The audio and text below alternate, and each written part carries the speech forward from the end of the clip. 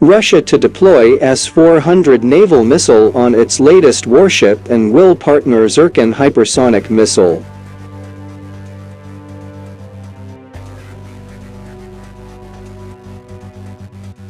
The Russian Navy's Project 22350M will be outfitted with surface-to-air missiles, SAM, with a maximum range of 400 kilometers, according to a recent report by Russian state media. According to the reports, these SAMs are derived from the 40N6 interceptor missiles of Russia's most advanced S-400 air defense system. Overall, the Project 22350M frigates, armed with Tsirkon hypersonic missiles and the 400-kilometer range SAM, can be said to have unparalleled offensive and defensive capabilities that very few types of ships in the world would be capable of challenging.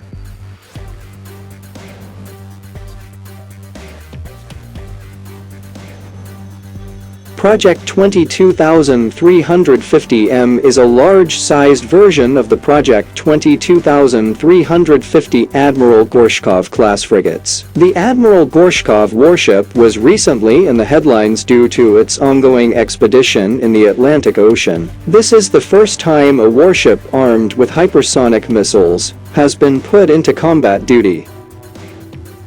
The Russian defense industry source explained that such a threefold increase in interception range would enable the Russian frigates to engage NATO's long-range airborne early warning and control (AEWNC) aircraft. The new 400-kilometer SAMs are speculated to be a naval analog of the 40N6 missile, the longest-range interceptor of the S-400 air defense system. This naval version of the 40N6 missile has reportedly been under development for over a decade. While its performance characteristics have not been specified, Russian reports suggest the missile will perform similarly to the 40N6. The 40N6 was designed and developed by the Russian missile maker MKB Fakal and reportedly manufactured by the Moscow-based MMZ Vanguard.